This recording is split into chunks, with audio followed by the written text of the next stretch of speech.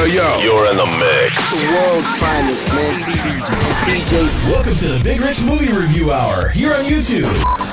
Every Monday evenings weekly. Oh my God. Shut the front door. What? Sit back as we break down some of our favorite movies and compare opinions and ratings. Note, there will be spoilers during the broadcast. Always remember to like, share, and subscribe.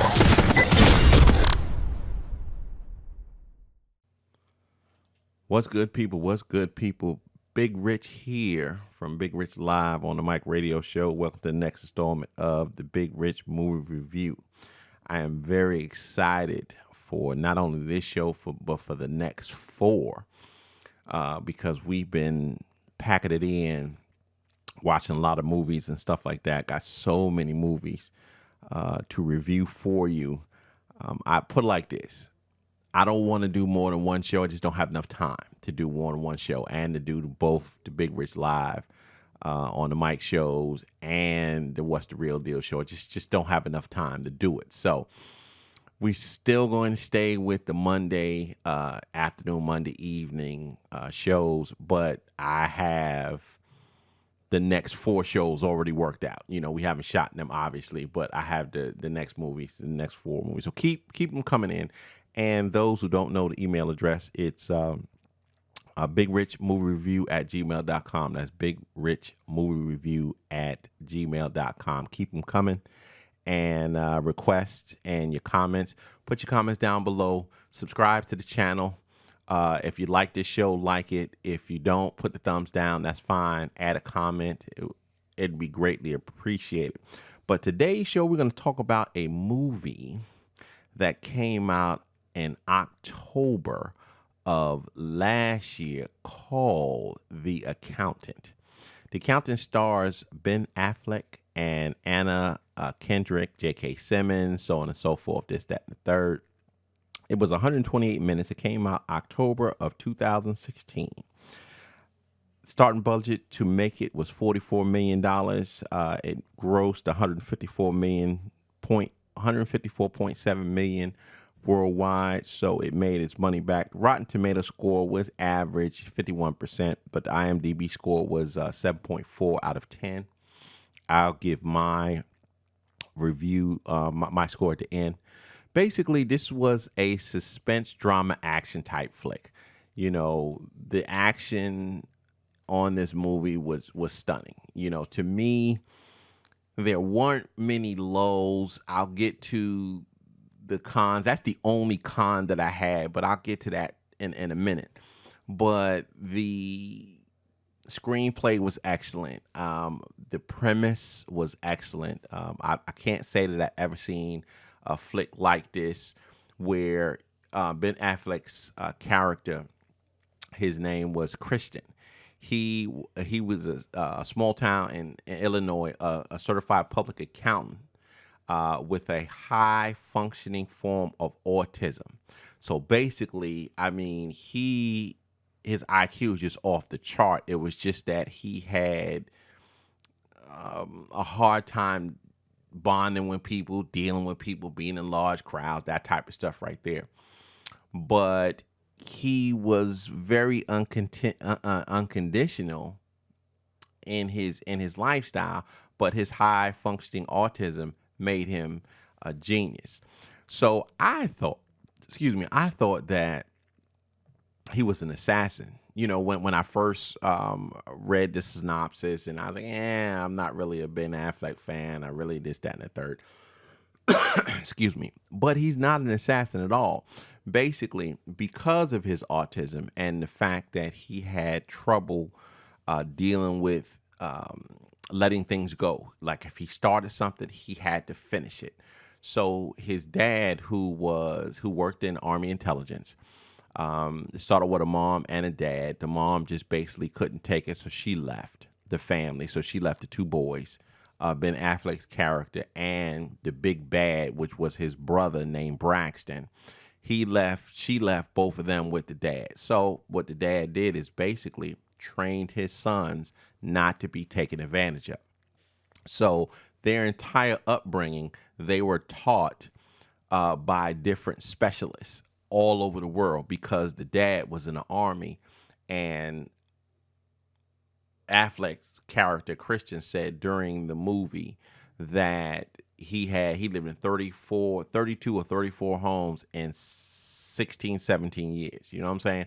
So he was bounced around. So he knew hand-to-hand combat. He was an expert at hand-to-hand combat. He was an excellent shot, that type of stuff. But you saw throughout the flick how his autism would basically keep him on a straight line. You know, he didn't have an overabundance of. So when you go into his house, he didn't have a TV. He had one little radio. He had one knife, one fork, one spoon. You know, all of them were put just straight, you know, like measured, if you will, in the drawer. He had one plate. He had one cup. When he made his food, he made it in threes. So he had, let's say for breakfast, he had he always had 3 pancakes, always had 3 eggs, always had 3 pieces of bacon, and then he would separate them in the plate. All of this is this highly functioning autism. So anyway, he using his skills as an accountant because he knew numbers. Okay, I mean, in the beginning, and let me first, I should have said this from the beginning, there will be spoilers, and you should have saw it on the thumbnail to know that there's going to be spoilers. But in the first scene, okay, in the first part of the movie, he was putting together a puzzle, right? And you didn't notice, you knew he put together a puzzle because, you know, if you could look at it, you could see that it was a puzzle because of the pieces. But he was putting together the puzzle backwards. And what I mean is the picture of the puzzle was facing down away from him. So all he saw was the gray background of the pieces. And he was able to put it together, this entire, I don't know how many pieces it was, but he was able to put this whole puzzle together in minutes, right? And while he was putting this puzzle together, his mom and dad was talking to this therapist to see if he can find some help. It was a situation where the mom wanted him to get the help. The dad did not want to get him the help. The dad felt that he didn't want to be, wanted to be a wimp. He didn't want to be babied. He didn't want to be taken advantage of. So that's where they butt heads as far as that concerned. But to make a long story short, when he finished the puzzle. He had one piece left, couldn't find the piece because the piece had fell to the side of the desk he was working at, and he didn't think to look there. So another girl who was in there who has some type of affliction where she couldn't sit still, she couldn't really talk. She was actually the one who found the piece and gave it to him because Affleck's character was going just basically ballistic, talking about he needed to finish. So go 20 years now. He's an adult. And he is, like I said, an accountant, but he is an accountant not only for regular citizens, but he's an accountant for some of the scariest, most dangerous men and women in the world. He is a forensic genius. So he knows how to launder money. He knows how to find embezzlements, all this. So he worked for the Carly Cocktail. He worked for the Gambino family. He worked for the Russian mob. He worked for the Chinese triad, the Japanese Yakuza, all of this type of stuff right there. And you would see how he would do again, he's not trying to murder them or anything like that, but you know, they call him and they said, look, you know, I want you to go through my books and see if there's any money missing or whatever. So the story really got the meat in the crux when he got called in by a company CEO, Lamar Blackburn and his sister, and another associate, Rita Blackburn, right? Sister and associate. And they wanted him to do a forensic account of their books because they wanted to know if there was money being embezzled, because a analyst, a small time analyst within the company. That's Anna Kendrick's character, found a flaw, and then they bring in Ben Affleck's character to run the forensic audit. Well, during the forensic audit, he finds out that 61 point whatever money has been embezzled. Come to find out that the person who they thought embezzled the money, the COO of the company, was in cahoots, but he wasn't really the master embezzler. So this is when the big bad, Braxton, comes in. He started knocking off people for his client, who happened to be the real big bad, who we later found out was the company CEO. Now, all of this time, Braxton, who is Christian's brother, had no idea that Christian was not only an accountant, but he was also working for the same guy he was working for. Okay? So the big bad,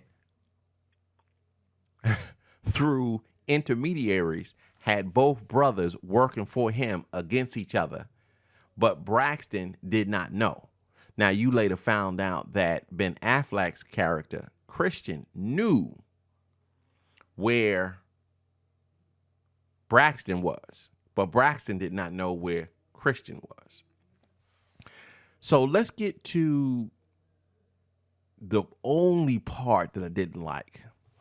There was a part, okay, you had the Treasury secretary, right? Because when you deal with accounting, deal with embezzling, that type of stuff, that falls under Treasury. You know what I'm saying? So the head of the Treasury Department, J.K. Simmons' character, had blackmailed one of his young data analysts, Meredith Medina, to helping him identify and arrest the accountant prior to his retirement. You found out later on that all of the busts that J.K. Simmons' character did to achieve to be the director, to achieve that position of being the director, was given to him by this same accountant. So you sort of was trying to figure out, well, why was he trying to arrest the accountant? The accountant is the one who not only saved his life or spared his life years ago, but also put him on the path to achieving the the Treasury Department's directorship. So you had breaks in action where they would spend, I felt, too much time with Medina trying to find out who the accountant was. I just felt that, you would build it up to a crescendo, okay? And then they would cut your nose off, and then they would go and show you what Medina was doing. And most of her investigation was behind the desk. You know what I'm saying? So it wasn't like it was, okay, well, let's just say the bad guy or the accountant was doing this and killing this person or doing this forensic study. And then you have the police who are out on the ground trying to find him, follow up leads and stuff like that. It really wasn't that. It was she was sitting behind a desk or sitting behind somebody else's desk. So to me, I felt that maybe if you had to, once, maybe twice, but I think it was like 4 times. And it got redundant, and it was like a waste of time. And it you got up there. And I understand that you want the ebb and flow of a movie. You want almost like a roller coaster type thing in any type of good flick. But I just felt that those valleys was just really not all that worth it. I definitely recommend this movie. This was an excellent movie. I had saw it through a partner of mine. I will definitely be going out to get the Blu-ray of this particular film. Like I said, when I first started it up, Rotten Tomatoes was 51%. IMDb was 7.4. I'm going to give this a solid 8.5 or a solid A minus for sure. I can't give it an A or A plus because those valleys, it was just like misplaced type thing. But the storyline was excellent. The pace was excellent. The ending was excellent. I had to watch it 3 times before I got everything, and I probably didn't get everything. I bet you if I watch it again, which I will, I'll find other things. That's what I love about a movie, because a movie goes so quick, it goes so fast, it's hitting you with haymakers and right hooks and sneaking you from behind that you don't see everything. Then you watch it again, you be like, wow, that's why this happened. Then you watch it again, you be like, oh my goodness. These are the types of things that I like to see in those types of flicks. The hand-to-hand combat was awesome. The screenplay, like I said before, was awesome. The acting was really good. Ben Affleck sort of went out of character a few times. That's another downgrade. And what I mean is, when you're talking about an autistic child very rarely, if at all, looks at you like eye contact. For let's just say 90%, 95% of the time, he was right on character. But then when he would look at a character, especially Anna Kendrick's character, which he adored, when he would look at her, he would sort of be out of character, like he was looking at her like he was a normal person. So that's just nitpicking. Again, it's still an A minus. You know what I'm saying? Though, but between that and the other thing, that's why I can't give it an A plus. But it's definitely an excellent flick. You need to go and check it out. I will watch it again, probably before the next show airs. So in the meantime, in between time, stay woke, stay blessed, stay safe. Peace. And I'm out of here.